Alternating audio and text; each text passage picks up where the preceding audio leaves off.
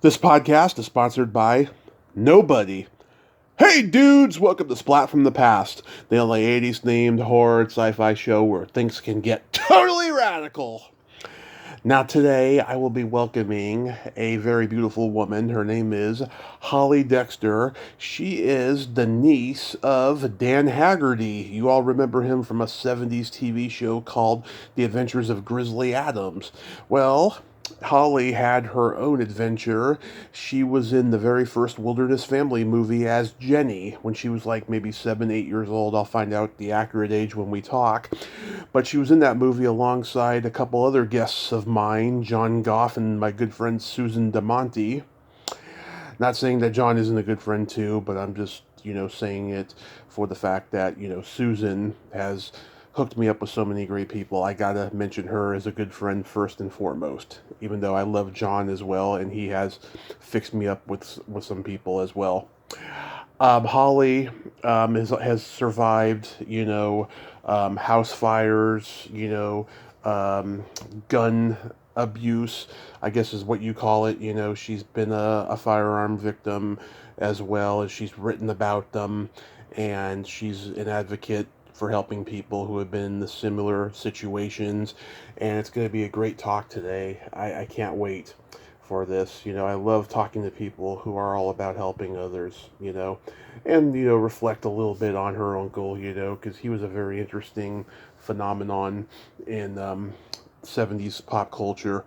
And it'll be great to reflect on that, especially since it's the holiday season and he was in Elves, that Christmas movie I touched on with Michael Tatlock a few years ago. I wonder if Hollye's seen it. I'm going to ask her.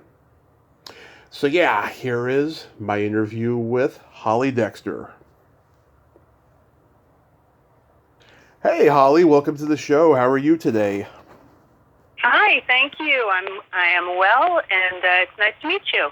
Yes, absolutely. This is a great honor. Thank you for taking the time today. Thanks for inviting me. So, going back in time, I mean, you were very young when you were in The Adventures of the Wilderness Family, so I can imagine being the niece of Dan Haggerty, the acting bug was instilled in you. I kind of did come to it through him, actually, but yeah, he wasn't famous or anything yet. When I got that movie part, I was 11. He was still an animal trainer. So he was hanging out with stuntmen and animal trainers back then when I was hanging out at his house. And a good friend of his, who was a screenwriter and director, his name was Stuart Griffith. Right. He was hanging out over at Uncle Dan's house, and we were all there, and he said, I wrote this film, and I've been trying to cast a little girl, and I kind of wrote the little girl part, like, with Hollye in mind, like that kind of little girl, But I just haven't been able to find her, and of course, my mom goes, why don't you just cast Hollye, And he says, well, can she act? And of course, my mom says, of course she can act. I'd never acted. I didn't know anything about acting. So, it actually did come about from Uncle Dan, but it didn't directly have anything really to do with him. Yeah, so you had never done like school plays or community theater or any of that?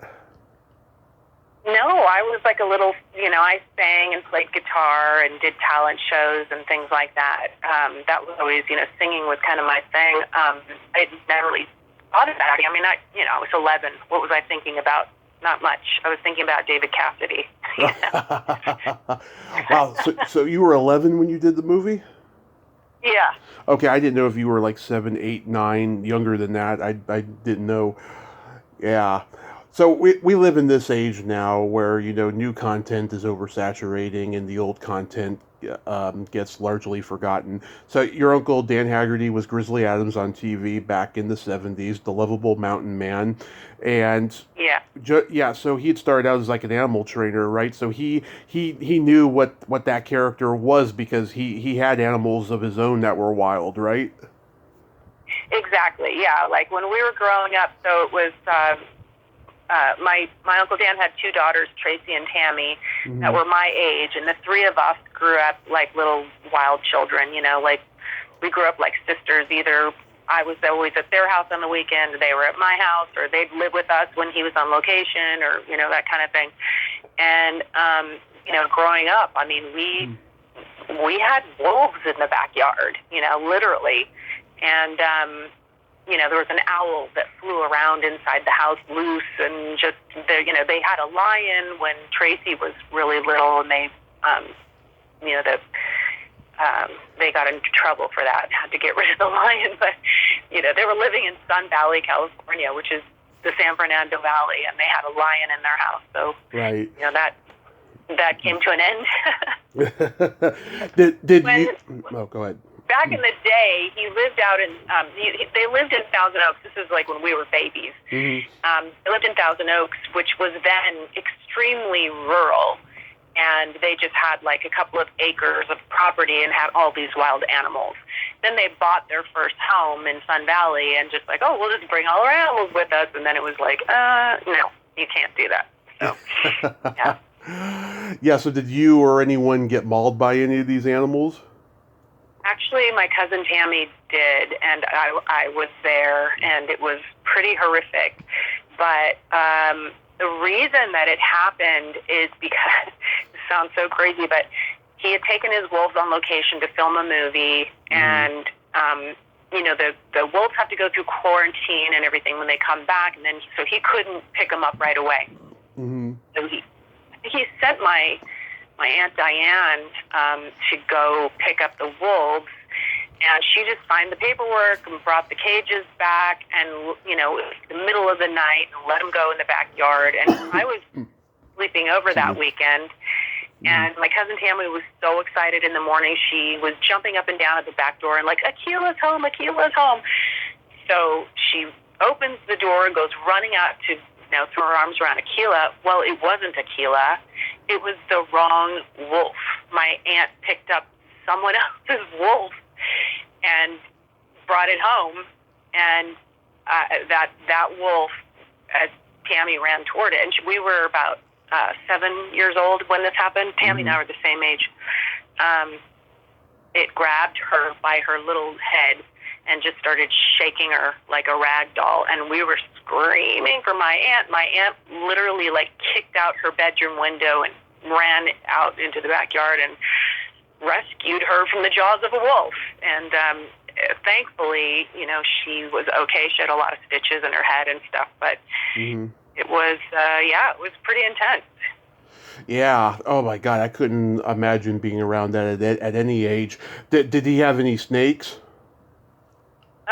No, not really snakes. No, he had cats. You know, like he mostly worked with wolves and big cats, and you know, some raptors. Like all of his kids took, like a bunch of his kids took like falconing lessons, and you know, that kind of thing. But not so much. I don't think he worked with a lot of bears, but he never had any bears. But mostly wolves. Wolves were kind of his thing. Yeah, we have snakes up here in Redding, and we also have Gila monsters and lizards, and they creep me out. I can't stand being around them.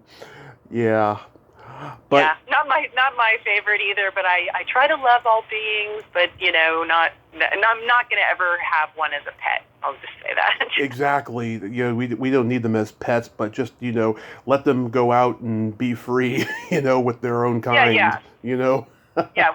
We have a lot of them where I live too. I live in a rural area. We have a lot of snakes, but they're very shy. They don't bother anybody. They keep to themselves. So, you know, I'm cool with them.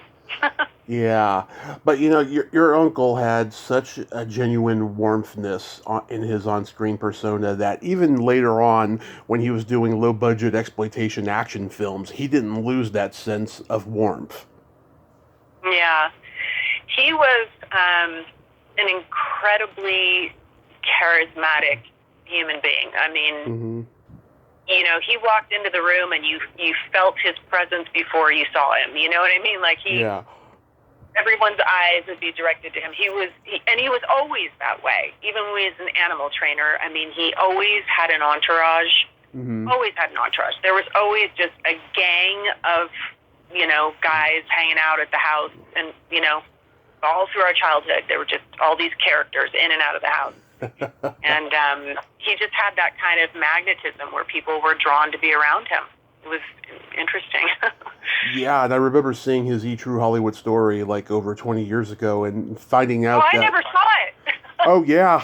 I never saw it. I should go look that up. I never saw it. I didn't even know there was one. Thank you for telling me. Yeah, it was like late 90s or something like that. And they talked about how, he loved to have a good time and that, he had this darker side to him and stuff. Did you see that side frequently? Yeah, I did. Not darker in that, like, he was never mean or violent or, right. Anything like that. But definitely, he had drug issues. I think that's pretty widely known because he right. had legal issues because of it. It was pretty widely reported. And when I was growing up, my uncle was just this magical sorcerer to me. I mean, he could make anything happen. I have incredible stories from my childhood of him just making everything magic. Christmas was magic. He just had a way. When he became famous and his entourage changed, there was like this new group of kind of, I don't know, they felt like slimy hanger-oners, and everybody's coming around with cocaine and, all of that crap, that came with late 70s, early 80s, all that garbage, Mm-hmm. And I saw him change and slip away, and it was pretty devastating and upsetting to watch. And in my early 20s, because of his issues with drug addiction, I kind of had to draw. I was young and married, starting a family, and we had a falling out, and you just didn't. Even though he was kind and generous and fun and was never violent or anything like that, if you crossed him, like you got iced out, and he iced me out. He was so mad at me for the stand that I took, and so it kind of it created a pretty bad wedge between us. I think he was really angry because he was really the only father figure I had growing up, and he had done a lot for me. But that doesn't mean it's okay for him to be a drug addict. You know what I mean? Exactly. No matter how generous he had been with me, and he was angry at me. That was tough. I know exactly what you mean. I have a lot of cousins I don't talk to because they're drug addicts, so I totally relate. It runs in the family. Yeah, it's bad.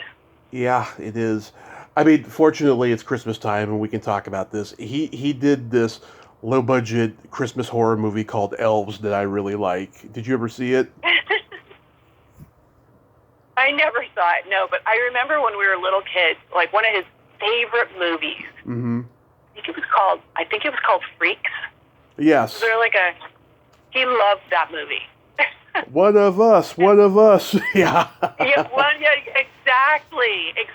And he used to quote that.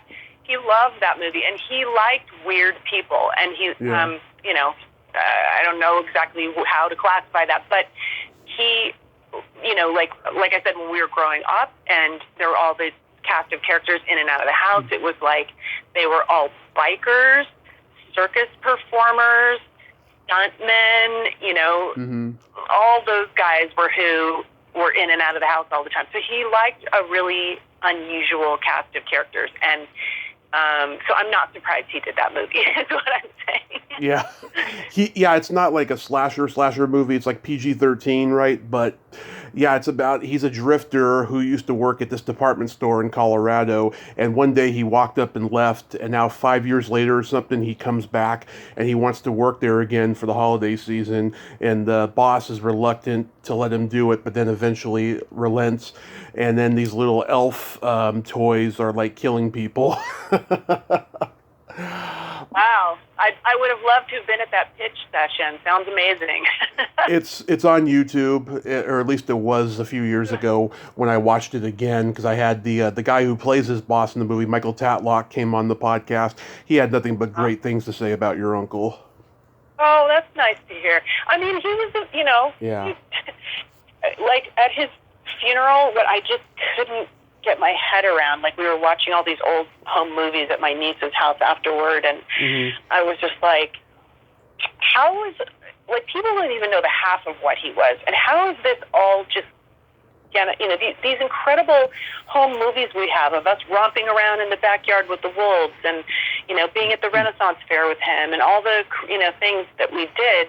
Like, how is that? Oh, like my cousins riding around on an elephant, and just, like, these are our home movies, and it's like, how is that just done now, and nobody's ever going to know, like, it's so, it's heartbreaking. Yeah, I'm glad to hear that people are still telling stories about him.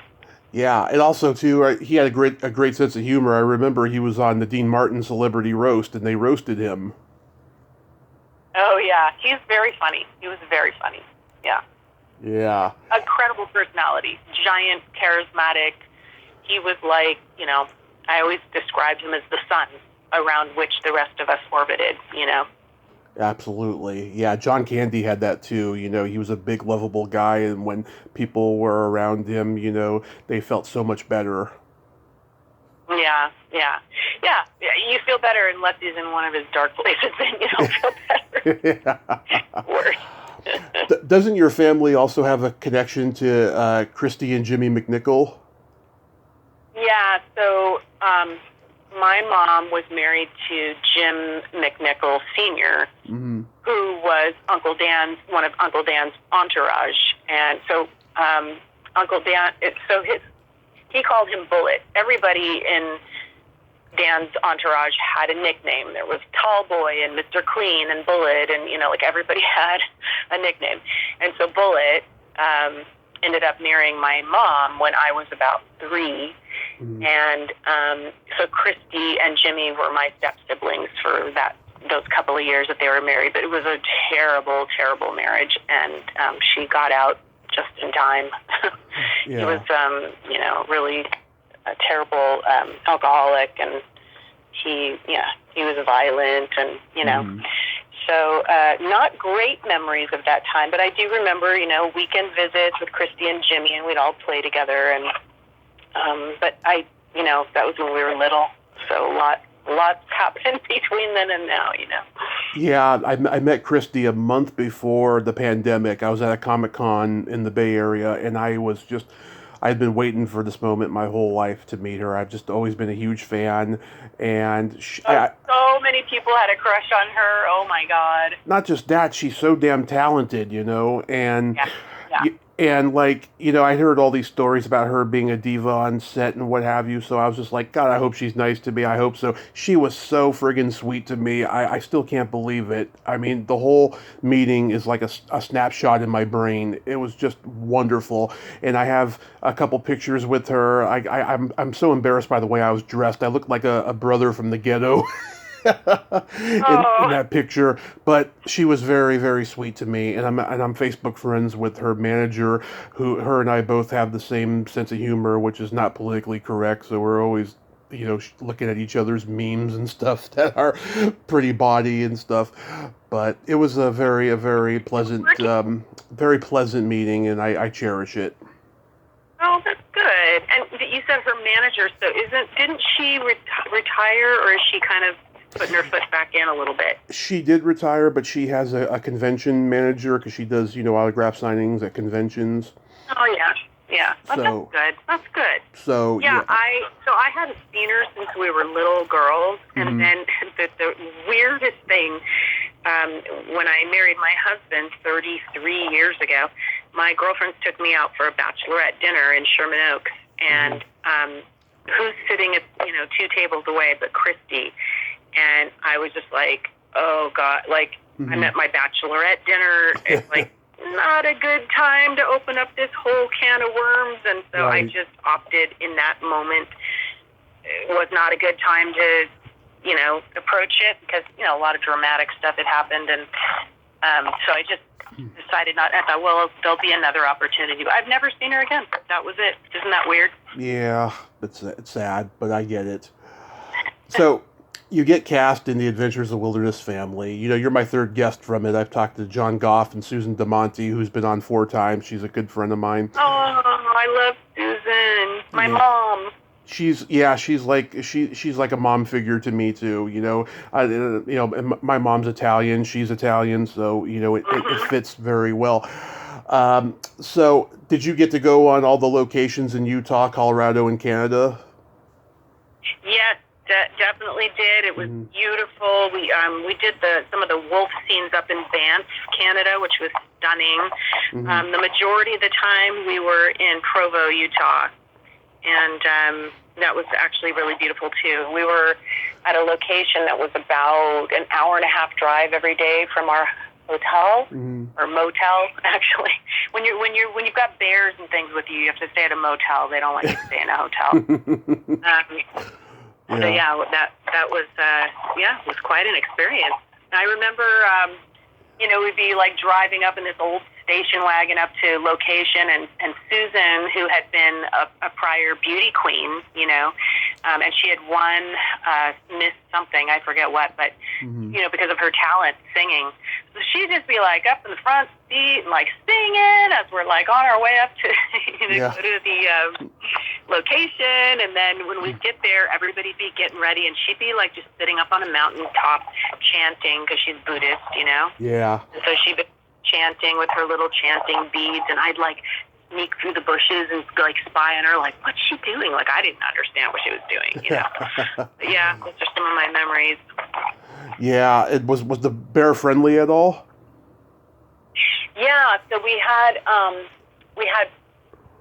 2 bears and then bear cubs that were like 6 months old maybe. So we had a grizzly who was not friendly, and he had to always be in this cage, and at night you could hear him like roaring and rattling the cage out in the parking lot of the motel, and it was like, yikes, pretty scary.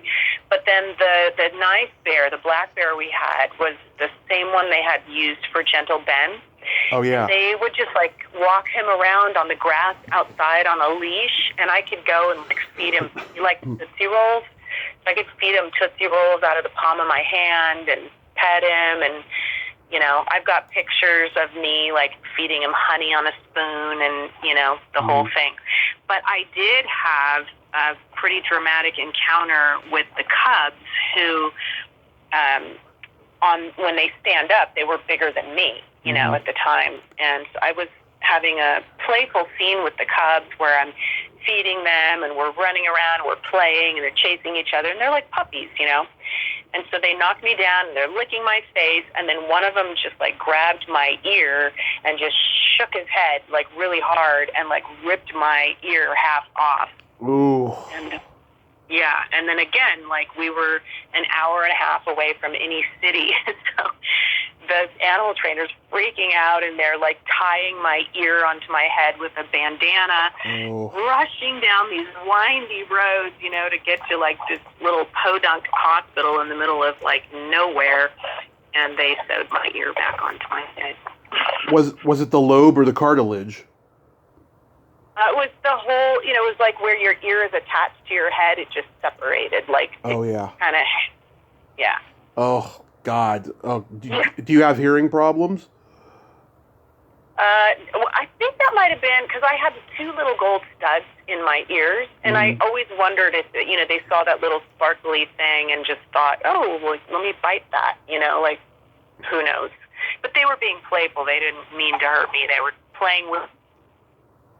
Yeah. Wow. So that was kind of dramatic.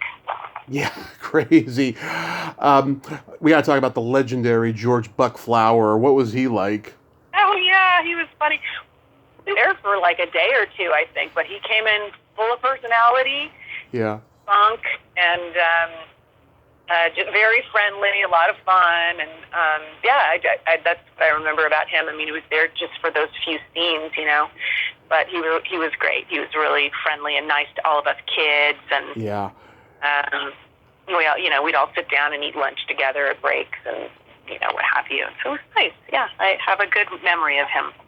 Yeah, him and John Goff were best friends. They had done theater together in the Midwest. They came out to Hollywood together. They acted and wrote so many exploitation films together for over 25 years. I mean, they were like Oh, wow. a full throttle team, And everybody remembers George because he was in Back to the Future playing the homeless guy at the end. Oh, I don't even know if I realized that. Yeah, that's A lot of him. things from you right now. Yeah, crazy drunk driver. That's his line. Oh my God! Yeah, well, yeah, I'm learning a lot from you. I didn't know that my uncle had a Hollywood story. I didn't know he was in the movie Elf. People learn from me all the time, and I'm happy to do it. I'm happy to bring forth my knowledge of what I know. Robert Logan, what was he like? He was lovely. He was, my dad. He was my movie dad. Mm-hmm. So kind and sweet to me. And I really didn't have a dad at the time, except for my Uncle Dan was like my dad. But he was very sweet. He would hold my hand and walk with me, and just very gentle and patient, and just a sweet guy. Really, really sweet. I had, a great affection for him and Susan as my movie parents. They were both lovely to me, and it was really hard at the end of the summer to say goodbye to them because they were like my pretend family, and I missed them so much, Yeah. Yeah. Funny thing is, Susan was 24 or 25. Technically, she could have been your older sister. Yeah, that's true. That's true. I never knew that. I never realized. I never thought about how old she was at the time. Yeah, and Raffle, oh my God, he directed later probably the worst movie ever made, Mac and Me, about this kid and an alien. It was kind of an E.T. ripoff, but Oh yeah, he directed a couple cult classics I love, The Ice Pirates with Robert Urich and The Philadelphia Experiment with Michael Pare and Nancy Allen, and those movies are cool. yeah. I ran into him one day at a deli or something, and it was the last time I saw him. I just really lost touch with everybody from that period of time. But yeah, he was great. He's very tall. That he's giant. Oh, I'm sure he is. I don't even know what he looks like. Isn't he an Englishman? He's English. He's about 6'7" at least, and has wild curly silver hair. Even then, it was silver. So yeah. Yeah, very tall and thin. Very, very tall. Nice person. Yeah, and like I said, I mean, he's the one that wrote that character with me in mind and gave me the chance, to do it, which was amazing. I had to go in and do a million auditions to make sure I actually could act, and it was like we were all surprised that I kind of could. Did they ask you to return for the sequels? What's really weird, and it'll remain a thorn in my paw maybe for the rest of my life, I never understood why they didn't. I never knew why. And he would never say so. He would never say why. And, through the rumor mill, we heard that either he or Art Dubes, the producer, somebody was having a relationship with the other girl, Heather Rattray's mom. I don't know if that's true or not. That's what was said, that's why she got the role and not me. So who knows, if it was like a nepotism thing. I mean, it broke my heart. It was really, really hard on me. I couldn't understand. I felt so hurt and betrayed by it, just like, why? But I never, to this day, I don't know. I don't know. What was the family and everybody at least pleased at what you did in the movie, and they liked the movie overall? Yeah, and actually, I was very cooperative. I was a sweet little kid. Like, I really was. I took direction very well. I was cooperative. I remember when reviews came out, I got, pretty decent reviews. And, look, I'm not, little baby Meryl Streep or anything, but, I did okay for a low-budget family film. And then I went on from there, and I did General Hospital for a while, and I was in another show on cable. It was like it was called Fate for Today, which was just like these like instructional lessons for young kids, that they would show in schools and things like that. So I did some other stuff, and then I just, when the whole thing happened with the sequel, it just kind of broke my heart, and I just went, yeah. Yeah, Disney played these to death when I was a kid. They would show Swiss Family Robinson and then the Wilderness Family movies when I was like 8, 9, 10 years old, and that's how I first discovered them. Yeah, I could not believe how much they played that movie on television. Wow. It shocked me, and, thankfully I got, minor residuals, but I got residuals, probably well into my 20s, and then they just sort of petered, then that was it. But I don't know what kind of contract I had. I'm sure we knew nothing going into this, and it was such a low-budget movie. It was so low budget. Well, maybe someday you'll get Peter pills and you'll get the money back. Yeah, it's okay. It's fine. I've moved on. But it was a great experience. It was an incredible childhood experience for me, Yeah. And did your uncle ever try to put you on Grizzly Adams? No. That was a totally different thing. I did go to visit him when we were doing the Wilderness Family in Provo. Mm-hmm. He was shooting the film version, I believe, of Grizzly Adams. So I think the way it happened was the TV show came out first, and then they put out a feature film after the TV show, nice. Which is usually the opposite. But and I think he was there filming that. He was in where's this skiing place in Utah where all the fancy skier people go? Just like blanking. Where all the rich people go to ski in Utah. Why can't I think of it? Aspen? Yeah, maybe it was there. No, Aspen's Colorado. I'm sorry. It was in Utah. It was Provo. I can't think of it, but anyway, he was there filming, and it was really funny because the day we went to visit him, a bee had stung him on the end of his nose. Ooh. And he had a huge red, like Carl Malden clown nose. So he had the day off because obviously they couldn't shoot till the swelling came down, and so we just hung out and visited him. Oh, I'm sure he gave that bee the stink eye. Yeah, I mean, I'm sure worse things have happened to him, like having his kid attacked by a wolf. But that was it was comical more than anything else. So as you grew up, you began focusing on your singing? Yeah, even at that time, I would be writing little songs and taking guitar lessons and things. And my stepdad was a guitar player, and I had been on the road with him when I was little. He was in Little Richard's band, and so we toured with Little Richard and Joe Cocker when I was like 5 years old, and so that was sort of, in my formative years, music was probably more of an impact on me than my uncle's acting, which came later, Yeah, I subscribe to your YouTube channel, and I gotta tell you, Hollye, you have a velvet voice. I mean, it is beautiful. Oh, thank you so much. That means a lot to me. I really appreciate that. Yes. Really appreciate that. Yeah, and I've noticed you've sang for everyone from Howard Jones to Don Felder to Mickey Dolenz, Carney Wilson, Mary Wilson. Any good stories there? Oh, God, yeah. Let's see. So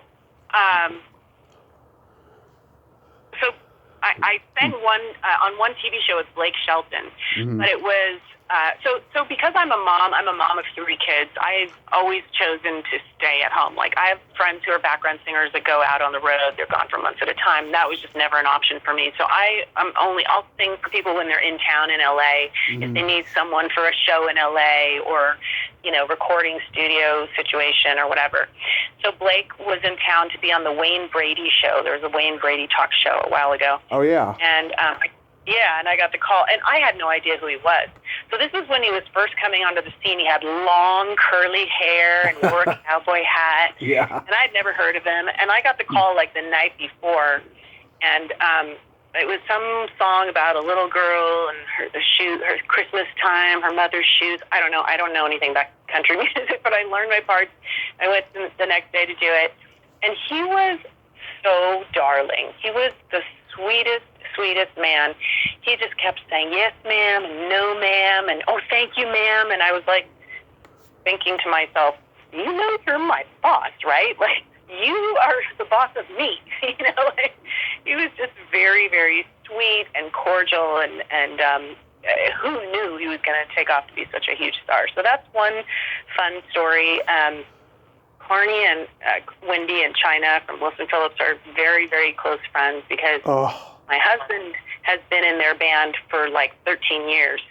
And so we've traveled all over. Our kids have grown up together. And so whenever I need someone to like do a fundraiser, I'll call Carney. If she needs someone to come and do background, she'll call me.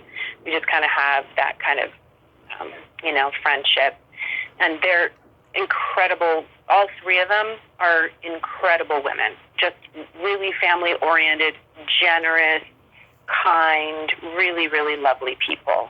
I am the biggest Wilson Phillips fan. When I was like in first or second grade, when their first album came out, I would just sing along to those songs every time the videos were on MTV, and all the kids at school made fun of me, and stuff.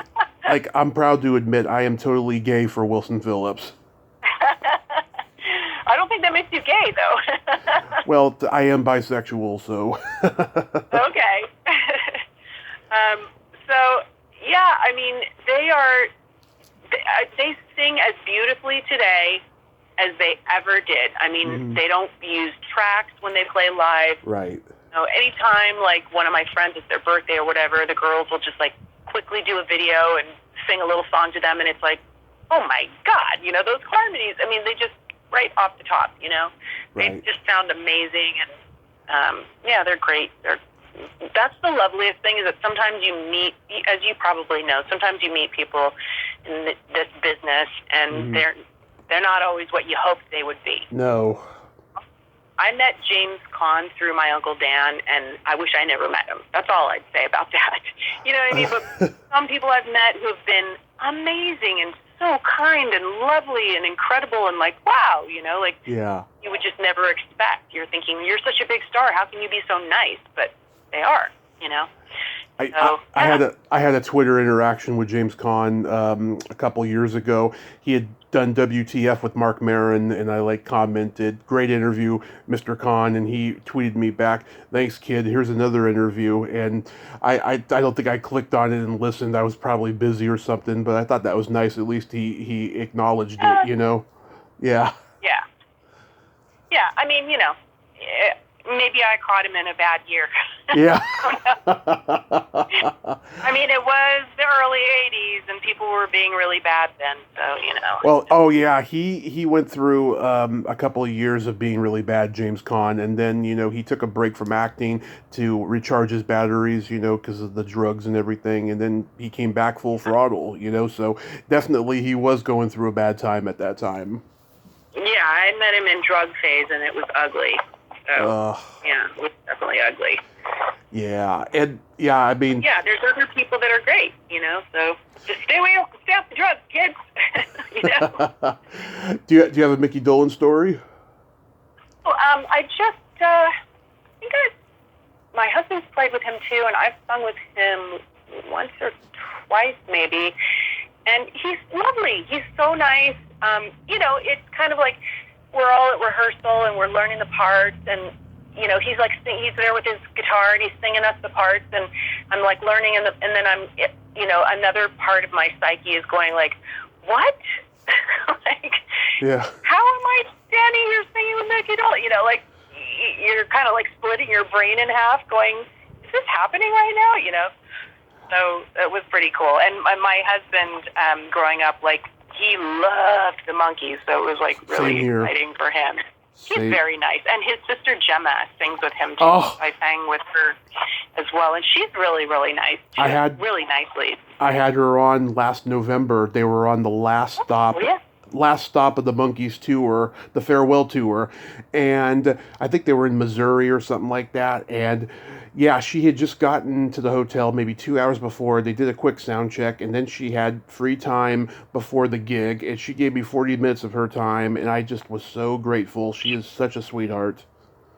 She really is. She's a really nice lady. I like her a lot. And she's got a great voice. Absolutely. And it was, yeah, and then, a week later, after they got back from the tour, that's when Michael Nesmith passed. Yeah. Oh, I know that. I just hate all this. I hate it when our, like our childhood idols are passing away. Oh, I can't handle it. Terrible. I know some of the ones we've lost in the last couple of weeks, like Irene Cara. I was like a huge fan of her growing up, and sadly, she disappeared from the limelight, and I'm still yet to find out what happened. Yeah. Well, if anyone can find out, it's you, right? Or somebody out there will. Yeah, and then I'll just, reciprocate that information. So let's talk about the tragedy that led you to writing Fire Season. Yeah. So, gosh, it's been a while now. It was 1994, and my husband and I had only been married for 5 years. We had 2 little kids, and, I mean, just the long and short of it is basically we went to bed in a burning house and had no idea. And so there was some faulty wiring inside the walls of the house. It was the same year as the big 1994 Northridge earthquake. And so, we've theorized that possibly something went wrong in the electrical because of that. Who knows, really, because everything burned to the ground, so there's no evidence of anything. But the firefighters or the arson investigators told us that basically the house had been smoldering inside the walls when we went to bed that night. We didn't know. It was a really cold night. We had a fire going in the fireplace, so the house was kind of smoky, and we just, sometimes when you have a fire in the fireplace, the house is kind of smoky. We didn't know. And so, yeah, apparently it just, like 2 a.m, it just combusted into flames. And by the time we woke up, I mean, the house was engulfed. We were upstairs, the whole downstairs. I mean, the windows were blowing out. Everything was exploding. And the kind of miracle about it is, most people die from carbon monoxide poisoning, and we didn't. It's kind of a miracle that we woke up. We kicked out the windows and jumped out second-story windows with our 4-year-old. Our daughter was not home that night. But our 4-year-old, we had to jump out the windows onto cement. It was really intense. And his recording studio, I had a children's clothing company that was national at the time. All of it was lost. All of his instruments and recording equipment, everything was gone. And so, yeah, it was like our whole lives. And we were young, and we were renting the house, and we didn't have renter's insurance. So let that be a lesson to you kids. Don't do drugs, and make sure you have renter's insurance. Yeah. And carbon monoxide detectors also. So literally, like, we were ruined. We were homeless. We were jobless because my business and his business burned down. Both of our jobs are, and we didn't have any financial means of coming back from it. And, we just had to start from square one, building our lives all over again. And it was a very, very intense, difficult time. It tested our young marriage, hard on our kids. And, but it took me 15 years to have the courage to write about what happened, because once there was like a 4-year period after that fire that where things just, when you thought it couldn't get worse, it did. Like, shit just kept going wrong.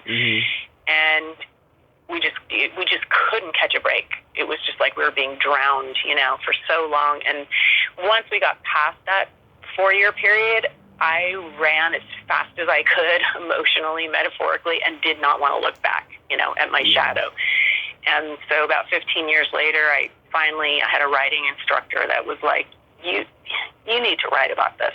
You have to write this book. And I didn't want to, but I did. And in writing it, I had to go back and read all the journals I had kept at that time, which I did, thankfully. And I saw that there were really a lot of incredible, tiny moments of beauty and hope that I noticed.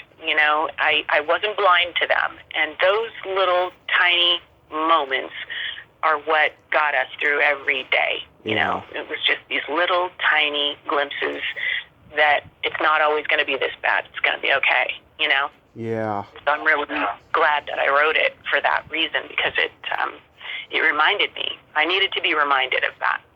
It must have been just cathartic for you once you got it out. It really was. Honestly, I feel like it sort of changed me, the writing of it and the putting it on paper and looking at the pieces of the puzzle and going, that's how I got through. Okay, I can do that again. I can remember to do this, to find those tiny, beautiful moments, to hold on to. They're your little tiny stepping stones of hope. And even if, all the water surrounding you is a shit sandwich, if you have those tiny, tiny moments of hope, you just step from one of those to the next, and that's all you can do, So, yeah. Yeah, me and my mom, we moved up here to Redding 5 years ago because the Bay Area got too expensive and she was in a toxic relationship and it was awful. So we came up here because my godparents offered us help, and we didn't want to come up here because it's so conservative up here and it's fire town, right? So there's fires up here from like April to October, and they happen almost weekly. And in the summer of 2018, my mom was gone for a little bit while, and I was home alone, and this fire broke out, and the sky was red for an entire month, and it was so smoky outside. My lungs are compromised from my car accident. Like, I couldn't go outside unless I had a mask covering me, and I stayed outside. I stayed inside the whole time.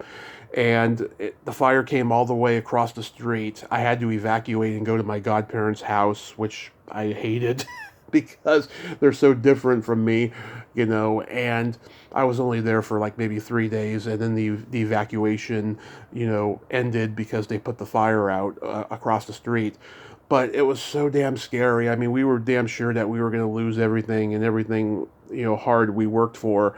And thank God that we haven't been in that situation again, that none of the fires have come even close since then. Oh, thank God. Yeah, thank God you guys are okay. I know. I mean, when I see these fires and fire victims, I know what that's like. I lived it, and my heart breaks for them, and it's so, so hard. And it's also a really, I've had to evacuate from the home where I am now. I've had to evacuate here like 4 times. Yeah. And that whole thing that you go through, like, if I have 20 minutes to get out of here, what matters? That's a really interesting exercise, what actually matters if I got 20 minutes, what am I actually going to take, and what doesn't matter? What of all these things that I've accumulated just doesn't matter? And, we've certainly had that lesson in our lives. We realized that, so much of what the things we think we need, we really don't, because we lost literally everything. We're still here, Yeah. So, yeah. Fingers and toes crossed. We're going to move to anywhere but here next year, so we can get away from the fires. But we're very blessed to have what we have. Redding's beautiful though too, right? I mean, there's a lot of beautiful areas in Redding. Yeah. It is beautiful here, but it's so boring. There's nothing going on. We have like one entertainment venue, and we got all these casinos here, and that's it. And we have a fair that's only open one weekend a year, whereas in the Bay Area, we have a bunch of fairs, and they're open for 2 weeks each. Yeah, that's true. Yeah. Isn't it like a college town though, I thought? Somewhat. Yeah, we do have Shasta College down the block here, but it's very rural, conservative, and there's fishing and hunting up here and stuff we don't like. Which, by the way, you're also an advocate for gun control. Yeah, I mean, I wouldn't say. Well, we're always careful with that word because Oh, yeah. people love to misinterpret it. It's, what I'm trying to do is to minimize gun violence without stripping anyone of the rights to protect themselves in their own home. Okay? So it's more like, my little brother was a victim of gun violence and was shot in the head when he was little. And my best girlfriend of my whole, that I've grown up with since we were little girls, she was also a victim of gun violence from her ex-husband. And so I've seen some really ugly stuff up close, and I just think there are so many ways that we can just be smarter about how we distribute guns to people. Right. There are other countries who are doing it, and they're just, it's kind of like they more treat getting a gun the same way as getting a driver's license, which I don't think is that much of an imposition. Yeah. Like you should have to have training, you have to pass a test, you have to have a registration, that kind of stuff. So I've worked a lot on like safe storage laws here in California. And I've done a lot, I've testified a lot about my own, story with my brother and what I've been through. And, all I want is just for children to be safer in their schools and in their neighborhoods, and for all of us to be safer. Grocery stores, churches, synagogues, whatever, So I totally agree with you. Is that going to be the next book? I've written an essay, that's in an anthology that's out. It's called If I Don't Make It, I Love You. And it's based on a text that a kid sent his mother from a school during a school shooting. That's where the title came from. And, I've written about it, and I've written a lot of articles about it.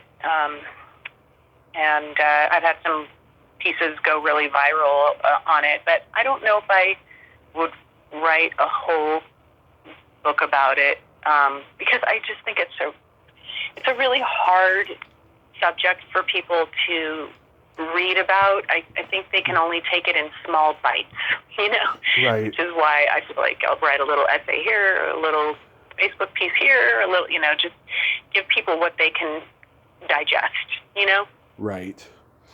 And, I'm in this business, and I research and everything, and I work with gun violence researchers, and I have a hard time reading an entire book about gun violence research. It's just so hard to read about, Yeah. God, did you ever in your wildest dreams think we would be at this point? No.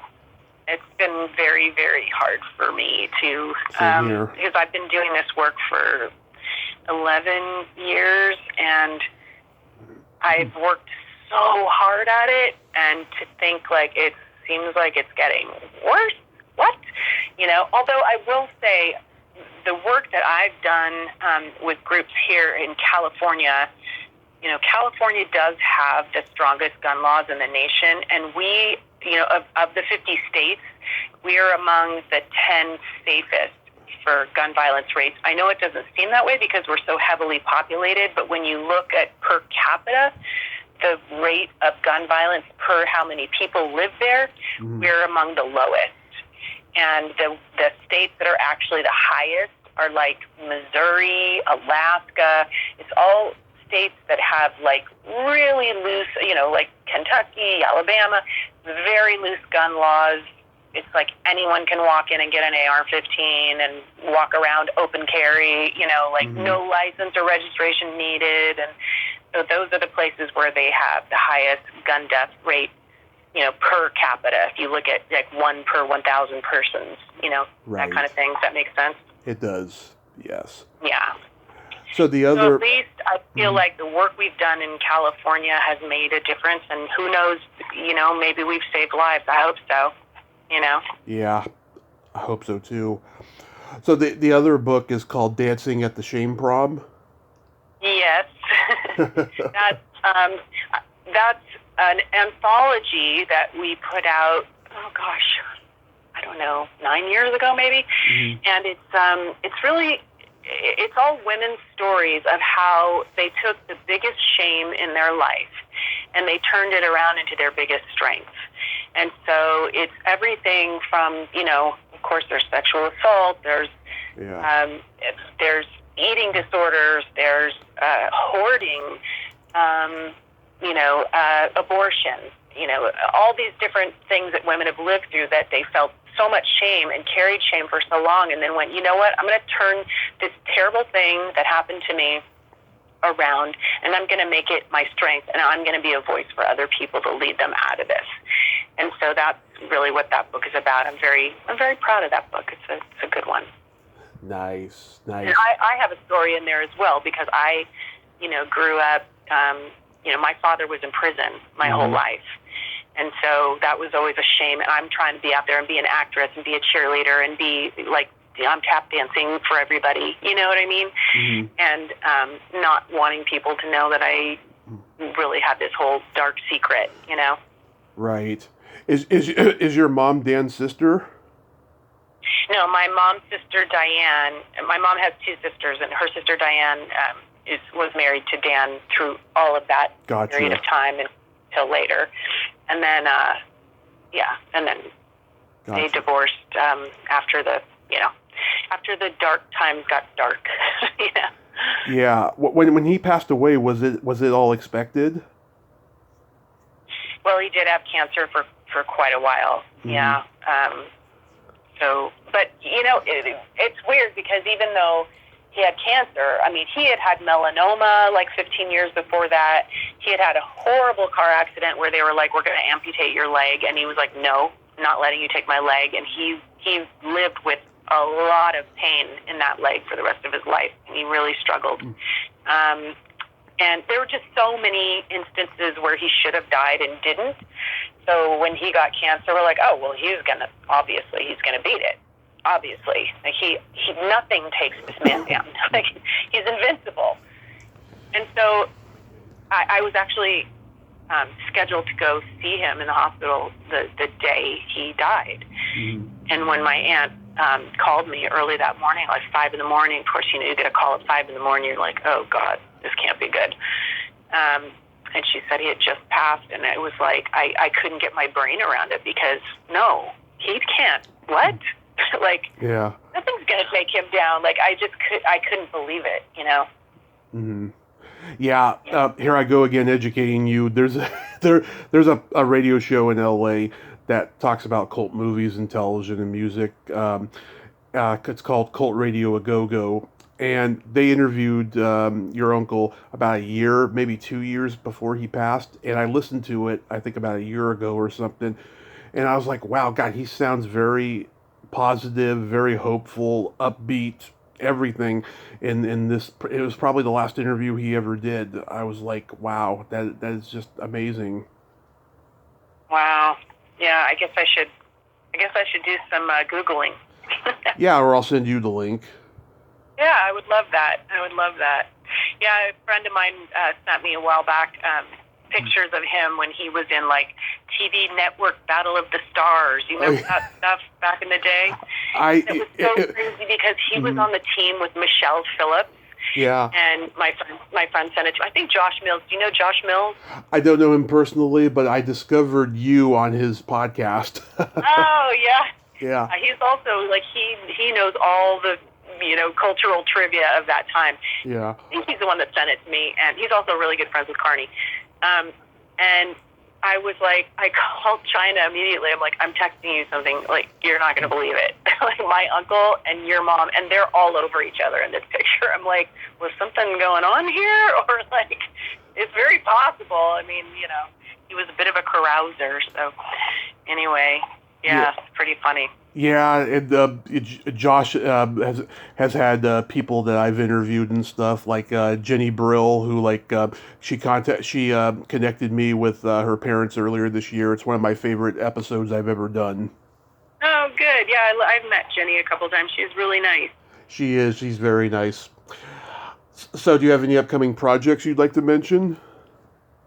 Yeah, I've got a book. I've got a novel out, it's been out on submission with my agent. I've just decided to do a little bit of a rewrite on it over the holidays. Then nobody pitches anything during the holidays anyway, so I told my agent, I'm going to pull it back. I have an idea. I want to do a little bit of a twist here, and then I'm going to rewrite it and send it back to you in the new year, and then have you go back out on submission with it. So So keep your fingers crossed for me. It's called The Shift, and Nice, The Shift. it's about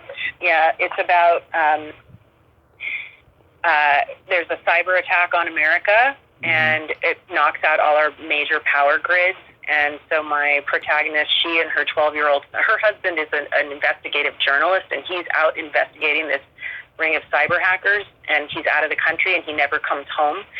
So she goes and finds refuge in the woods in Oregon with this off-grid colony that's like trying to create like this utopia, completely off-grid and away from all the craziness of the city, because everyone starts, everybody's got guns and everybody's acting crazy in the cities, and there's a food shortage, and so she goes up and tries to learn how to be this completely different kind of person with her 12-year-old son, in this colony in the middle of the woods. And so it's a really interesting story, and I wrote it during the pandemic when I guess I felt like I was kind of in a colony in the woods. Yeah. Like, couldn't leave my house, and I was like composting and gardening and doing all this stuff around the house just to keep myself from going crazy, and so I just started writing this story. So fingers crossed for that one. Nice. I hope that turns out well for you. We have Play by Secret Silly Game. This is a series of silly slumber party questions. No win or lose. It's just pure benign fun. And how the game works is I ask you the question, you answer it, and then you ask me that exact same question and I answer it. And feel free to comment on the answers because they might be funny. Okay. Hollye, are you ticklish? Yeah, I think I am. Are you? Yes. If you tickle me without warning, I might hit you in the groin, though. That's my husband. You can't tickle him. He will, he can't control himself. He'll punch you in the face. Yeah. Not meaning to. Yeah. Is your belly button an innie or an outie? Innie. Nice. And yours? Yes. Yes? Yes. I do have an innie. Okay. What color are your toenails painted? They are kind of a Christmassy red right now. Nice. What color are your toenails painted? Right now they're not painted, but last time they were a blue-green Easter egg kind of a color. I went to my first Comic-Con in a while, and I got a lot of compliments on it. Oh, nice. Very nice. Yes. What would you say is your best personality trait? Probably kindness. You are very kind. Thank you. How about you? What's your best personality trait? Being that I'm a Gemini, I have empathy and I have no filter. I'm probably that way too. Maybe I'm a Gemini and I just don't know it. Well, when's your birthday? It was Sunday, the 4th. Oh, so you're a Sagittarius. I am. Yeah, my brother's a Sagittarius. His birthday is on December 21st. Oh, so he's a cuspy kind of guy. Yes, he is. He's got that Capricorn control freak thing going too. And then my favorite question, is there a stinky smell that just makes you gag?